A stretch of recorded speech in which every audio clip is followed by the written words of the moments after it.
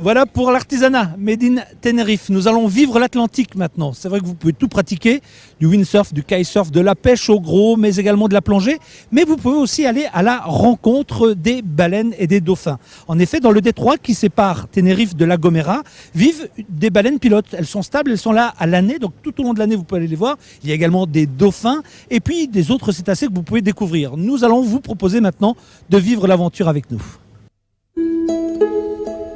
Si Tenerife possède le plus haut sommet de l'Espagne, avec le TID et ses 3718 mètres d'altitude, les fonds marins se révèlent aussi d'une richesse exceptionnelle.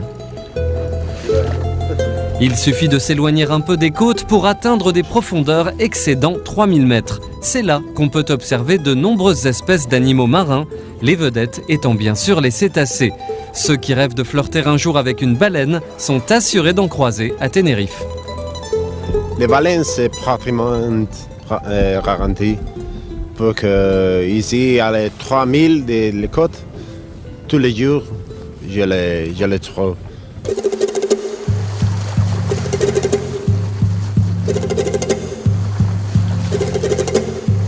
Les trésors cachés de Tenerife, comme ces dauphins tachetés, n'attirent pas que des touristes. En effet, les amoureux de la nature y trouvent aussi leur compte.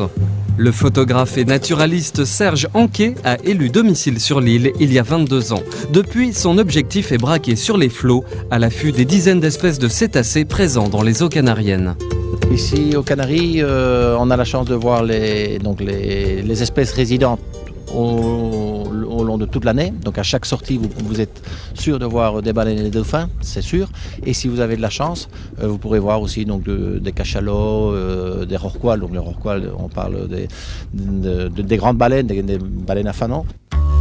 Grâce à ses publications, notamment dans le prestigieux National Geographic, Serge a acquis une réputation internationale. Le photographe, connu de tous sur l'île, a su tirer profit du spectacle magnifique offert par les animaux marins des Canaries. L'avantage avec les cétacés, c'est on peut, je veux dire, faire deux types de photographies, donc qui est la photographie terrestre, on va dire en surface, et puis la photographie sous-marine, donc qui est totalement différente. Il faut avoir d'autres notions, hein, donc la notion de la plongée ou au moins de l'apnée, hein, parce que bien souvent les photos de baleines et de dauphins se font à poumon libre, donc on n'utilise pas le scaphandre. L'originalité des clichés de Serge Anquet vient de cette capacité à multiplier les techniques pour être au plus près des animaux marins. Il n'a donc aucun mal à approcher les dauphins tachetés ou ceux à bec court, ni les baleines globicéphales, espèces très courantes aux alentours de l'île.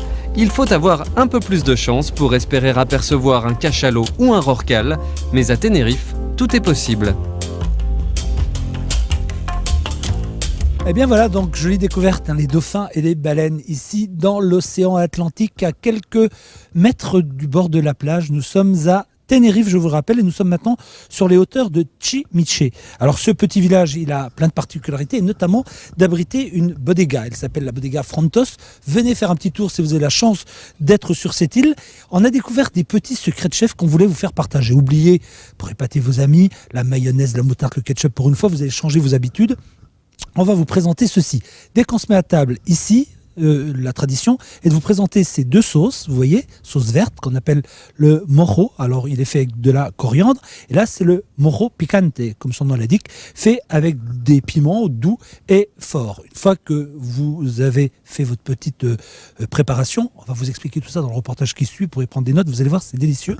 Vous prenez des pommes de terre. Alors l'histoire entre la pomme de terre et Tenerife est très liée parce que juste après le Pérou, le premier pays à accueillir la pomme de terre, eh bien, c'est l'Espagne, en tout cas, ce sont les Canaries, notamment ici à Tenerife. Donc, cette histoire entre la pomme de terre et Tenerife, eh bien, elle est très liée. Et cette pomme de terre, elle a la particularité qu'autrefois, il la faisait cuire dans l'eau de mer. Donc, elle était très salée et cela leur a donné une idée. Aujourd'hui, ils n'utilisent plus forcément l'eau de mer, mais elle est cuite avec énormément de sel. Ensuite, bon, on enlève l'eau, on laisse refroidir les pommes de terre, on les coupe en deux et vous les plongez directement dans la sauce. Alors là, j'essaie cette sauce qui est une sauce douce, la sauce Moro à la coriandre.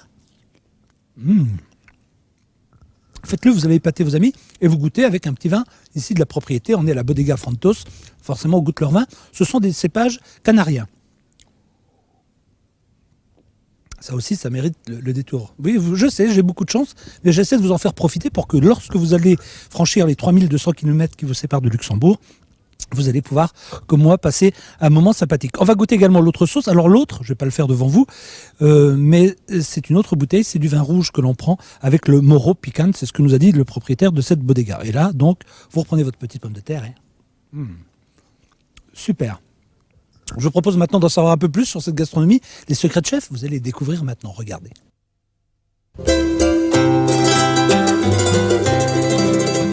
La cuisine de Tenerife est évidemment à l'image de l'île, riche et attrayante. Grande vedette de Tenerife, le poisson, une tradition culinaire qui provient des contacts avec les peuples marins atlantiques et méditerranéens qui ont sillonné les eaux de l'archipel des siècles durant. De nombreux restaurants typiques de l'île vous invitent à choisir les produits frais qui garniront votre assiette.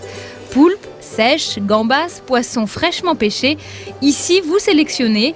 Le tout est pesé avant d'être soigneusement cuisiné.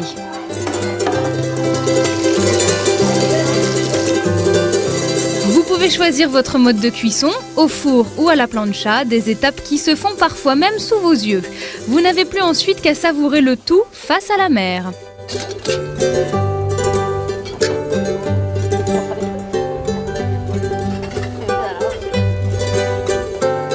Élément incontournable de vos repas ténériens, les fameuses sauces vertes et rouges qui accompagneront vos pommes de terre appelées ici papas.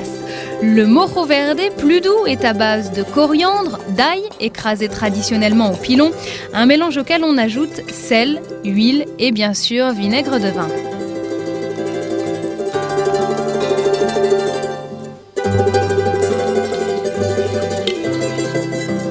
La technique est la même pour le moro picón, fait quant à lui de poivron, piment fort, cumin, paprika, ail, auquel on ajoute là encore sel, huile et vinaigre.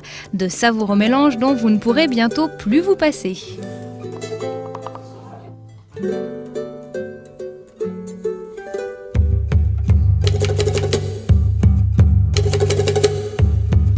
Avec ses 23 degrés de moyenne annuelle, Tenerife est l'endroit rêvé pour les plantations de bananes. 150 000 tonnes y sont produites chaque année, mais seuls 20% sont destinés à l'exportation. Parce que, comme vous voyez, dans le régime, il y a 3 tailles de bananes. Les plus grandes se trouvent là-haut, les moyennes et les plus petites.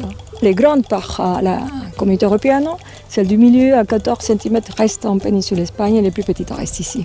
C'est avec lesquelles on fait la liqueur de banane, confiture, les bananes séchées, tout ce que vous trouvez ici à base de bananes. Non ? Pour le plaisir des papilles toujours, après la liqueur de banane, vous pourrez goûter à l'un des 5 vins d'origine contrôlée. Des cépages rares, en blanc comme en rouge, réputés depuis bien longtemps puisque même Shakespeare y faisait référence dans l'un de ses ouvrages.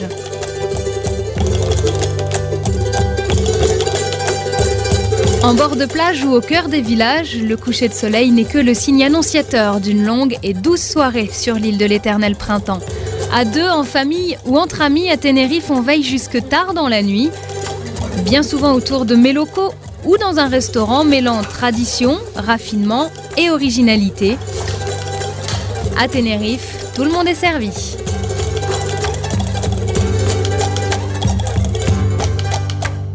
Toutes les bonnes choses ont une fin. Nous arrivons à la fin de ce rendez-vous de 26 minutes avec Tenerife, avec les îles Canaries. Je pense que pendant ces 26 minutes, vous avez découvert plein de choses. Vous avez pris de l'altitude avec nous en allant sur le mont Teide. Vous êtes allé à la rencontre des baleines, des dauphins et autres cétacés. Vous avez appris quelques secrets de chef. Bref, maintenant, l'île n'a plus aucun secret pour vous. Si vous souhaitez venir, c'est 4 heures de vol depuis l'aéroport de Luxembourg. Je pense qu'après toute cette semaine où les équipes ont travaillé pour vous proposer les plus belles images, elle a mérité un petit peu de réconfort et on va la laisser en profiter un petit peu. Passez une excellente soirée sur RTL 9 et à très bientôt pour une autre destination, Luxair Tour RTL 9. Bye bye.